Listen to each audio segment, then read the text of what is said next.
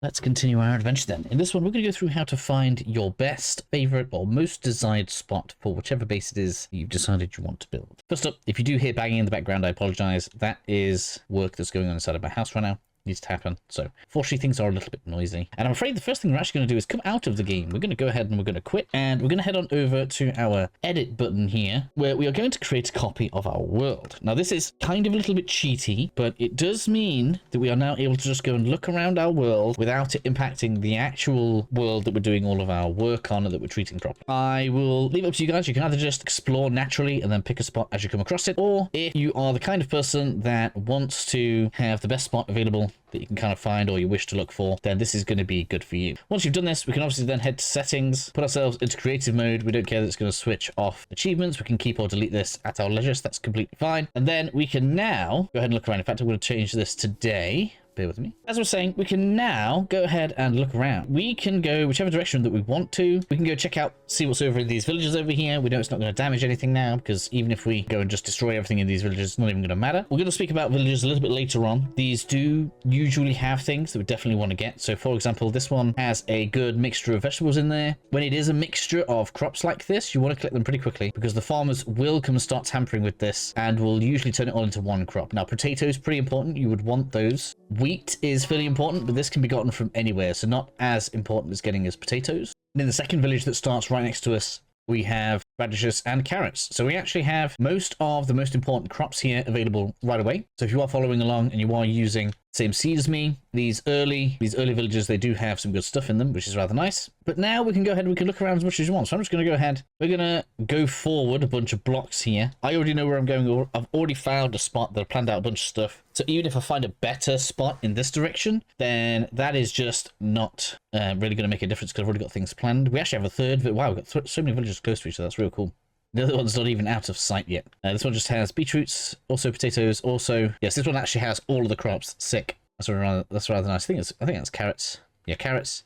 Potatoes. But as you can see, the villager here is rushing over to it so they can get all this changed. We've got different styles of villagers, which is kind of nice as well. Maybe like the idea of setting up a home around a crater. That kind of looks pretty cool. And this one's actually really strong, so my daughter would love this. We've got a village up in the cherry blossom and quite close to a pillager outpost. This allows us to trigger raids, which basically some of the villagers, they'll act as shops. In fact, we're going to manipulate this later on, and we can use that to get discounts and stuff. So a lot of cool stuff that could be done there. That would actually be a rather nice village to work with, especially if you like the cherry blossom. And again, we actually have multiple villages close to each other, so pretty cool. And as you can see, villagers in general just not going to be all that rare. And we actually have a shipwreck over here as well. This will usually have pretty rare treasure in it. Obviously, we're not going to be keeping it on this character, but let's go and just have a quick explore in here.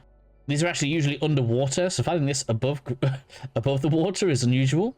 And in there, we've just got a few cool stuff. We've got a treasure map, which is nice. Go follow that to get some goodies. And so I hope that demonstrates you were able to use this creative mode to just find yourself kind of whatever you want, really. Like, that'd be pretty cool. Like, if you want a castle with the moat, that's like pretty much done, right? That'd be sick. You can even have like a port in there, maybe a little entrance, decent spot, put like a drawbridge across that way. So just in general, some cool stuff to do. And you've got a village pretty close, so you can actually bring villagers across here nice and easy. That would actually be really fairly good. You'd be able to get quite a lot of mileage out of that. And again, we have the pillager outpost pretty close. All right then, so being as we are going off to find ourselves a new home, there are a few things that I recommend that we bring with us. Obviously, anything particularly valuable we're going to want, and we're actually going to go ahead and we're going to make a couple of beds, okay? Because each one of these is going to be a respawn point, and that way, if the worst should happen, we should be able to at least have a fairly close respawn point. So I do recommend 2 or 3, particularly if you're going to be going pretty far, and just keep an eye on where you are in terms of your coordinates whilst you are going around and exploring. Because we're going to be in the overworld, we shouldn't really need a pickaxe, so we can go ahead and leave any stone pickaxes behind or anything like this. If you really do think you're going to miss any stone, you can bring it with you, but it's everywhere, so we really shouldn't need to worry about that too much. But I do want to make sure we've got an axe, because if we happen to see a different tree that we don't have yet,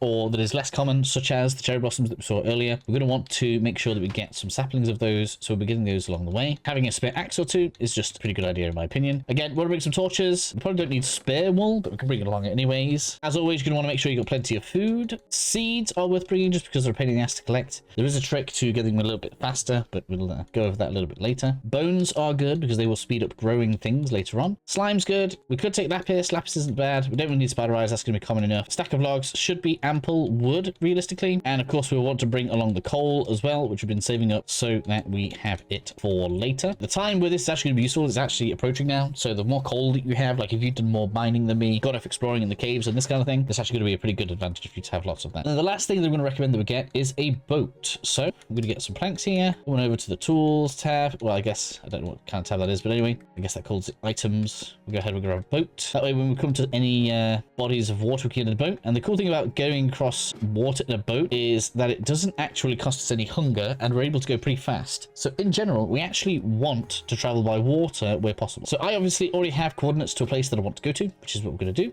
And it is going to be this way. All right, I gotta get to number 1806. Oh my gosh, there's stuff everywhere. It's fine. The armor is doing the work. You probably shouldn't be quite so flippant about that, but worked out okay. So we want to get to 1800 X coordinate and 200 Z coordinate. So basically, we're going to be very slightly going to the right whilst just basically heading exactly where we're going now. So of course, this probably isn't going to look as impressive as some of the other places that we went past. That's by design. I don't really want to have like the most perfect everything. Otherwise, that opens me up to too much complaints. Just remember, you do need to be fairly opportunistic. If you do find something really cool, you should go ahead and use it like that. That island that was right next to a village was exactly 110 blocks away from the closest part of the village, which you'll see is fairly important as we progress the series. It would have just been way perfect for creating like a castle with people in it and all sorts of stuff. Would have been way cool. And here we have a good example here, right? So that there, I can already tell, that is going to be spruce. Technically speaking, the different types of wood all do basically the same stuff. We've got some sugarcane there, that's fine. We can grab that later on. All the types of wood, they all do basically the same thing. So it's mostly a decorative thing, but it's better to have all of the different types of wood than not have them. So we're going to go over there. We're going to go ahead and grab those. The reason we're going to bring breads is because once the sun starts going down, which I think it is not right now, we've got plenty of time, it's good. Once the sun starts going down, we're going to do a trick, right? If we basically get into bed as soon as the sky starts going orange, hardly any monsters will spawn whatsoever whilst we're in the overworld. So it's going to be pretty useful for us. All right, so I've made it. I'm going to leave the boat there because I'm going to come back into the water anyway. I'm just going to chop all these spruce down, and then as the leaves disappear, as they did before, we'll be collecting all of the saplings so that wherever we end up, we will now have access to spruce wood, which looks pretty nice, actually. Spruce is like just a little bit darker than the oak and just ends up coming out real nice, especially if you want to use the logs themselves as decoration. Just overall, very popular block to use, in my opinion. All right, so I've got all the wood chopped down. So, of course, I'm just going to wait around for a second now and get all of this to drop down. I could have bought some shears to make this faster, but I didn't want to waste any iron just yet. Not until we get access to infinite iron, which we should do over the next few episodes. All right, I got myself a nice tidy 13 saplings there, so that's pretty good. That'll mean that basically as we go around now, we shouldn't have any issues in terms of spruce, which is rather nice.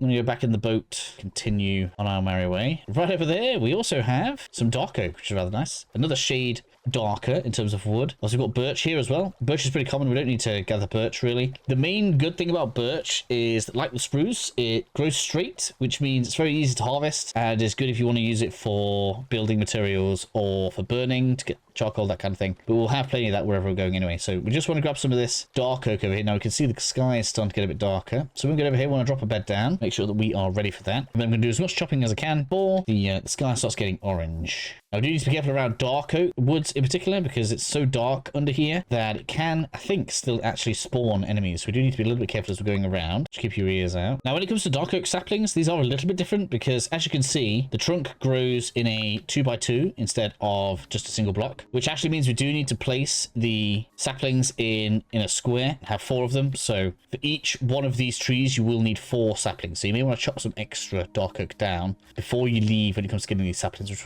which is what I'm going to do now. It's going to be difficult to see because it started raining for me, but we know that nighttime is coming, so I'm just hanging around the bed right now, and I'm just hitting the bed because as soon as it gets nighttime, I want to sleep. That should clear the rain and make it nice and bright for us again. There we have it, and our respawn point is set, and this is where you have a choice, right? So because we've got an extra bed, you can either choose to take this bed up, but if you do that, that means that your respawn point is going to be right back at the beginning of the game. Or now, if we happen to have an accident, we're going to respawn right here, and I still have an extra bed in my inventory to carry on with. As you can see, look, there's a good amount of zombies over there. We need to be careful. I have a few trees worth of dark oak now, and we've got the spruce with a fairly full inventory right now. We are going to continue heading towards where we want to go to. We're actually pretty close, which is nice. We just need to find a bit more water, hopefully, so that we can get there nice and quickly. Maybe not that small amount of water. Let's cross over. I don't know what it is they've done to the procedural generation of Minecraft. They really have done a good job of making it so that it makes cool areas to explore. Back into the water, which is good. Now I don't have to worry about hunger. The other good thing about being in the water as well is that even at night time, you're not going to have too many enemies spawning out in the ocean. So it can be good for that. Although if we get to the place where I want to go to and there's enemies everywhere, it could be a little bit of a problem. And there we have it. We've arrived. It doesn't look as cool from the bottom angle, I guess. This is where I'm planning to build several little settlements, basically. We're going to use this island that I'm on now, which is mostly an island, apart from one small land bridge over there. This is going to be like a toolmaker's village. So we'll have some blacksmiths, some armorers, that kind of thing. Up on that hill, it's just far enough away that we can class it as a different settlement. I'm going to do like a monastery up there with some librarians in it. That's going to be important for something else. Up in that mountain there, that's what's actually going to feed all of the different settlements. So I'm going to create a villager breeder. So we're going to actively breed NPCs, and I'm going to disguise it as like a mining area, and that's going to transport them all around. And my home is actually going to go up on that hill right there. So that's where I'm going to head to right now. Start building myself a little bit of a setup so that we are ready in the coming episodes to continue progressing at a nice rate. And if you are following along, you want to know where the closest village is. It is directly that way. It's just past. You see that hill there. If you go over there, you will see a village. So we are in a pretty good spot, in my opinion. Nighttime is coming though, so before I start heading to the top of the hill, let's go ahead and wait to have a nap, shall we? All right, so we've got a fresh day, and we're going to be heading up the hillside. There we have it. We're up at the top. Quite picturesque, actually. Got lots of flowers. Shame we're going to end up wrecking all of this, to be honest. Got a bit of a cave to be aware of. We'll have to get that cleared out. We've got some emeralds in there. How nice is that? I'll start getting this cleared out. I'm going to get myself some saplings planted. I'm sure you guys don't need me to tell you everything about this, but just to be extra clear, when it comes to these dark oak saplings, we're going to want to plant them in a nice little 2x2 square. That's going to allow these to grow. As always, if you want them to grow a little bit faster, you're going to want to put a torch next to them.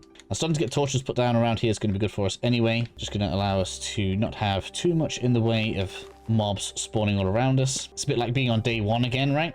Apart from we actually have much more preparations already in the bank. And then again, if you want to have like a nice easy hidey hole, you can do the same thing with two blocks if you wish to, but I'm gonna start building myself decent kind of looking building with some storage rooms in it and all that kind of thing. But it's up to you guys whether or not you want to build up or dig down. You guys can do whatever suits you the best. Over the course of the next episodes, the intention is going to be to try and unlock access to lots of features of the game. We're actually going to be playing with villagers for a fair amount of time, and we're going to need to make some food farms for that. There's a village over there. We're going to raid the village for all of its crops, and then we're going to start farming some of the stuff probably up here to start with, so that it's close to where I'm just going to be working. And then after that, we'll get the villager breeder done, and then we'll start building the settlements up so that we've got access to all the things that we want. I hope that's helped you out. I hope you're enjoying the series, and I'll catch you all very soon.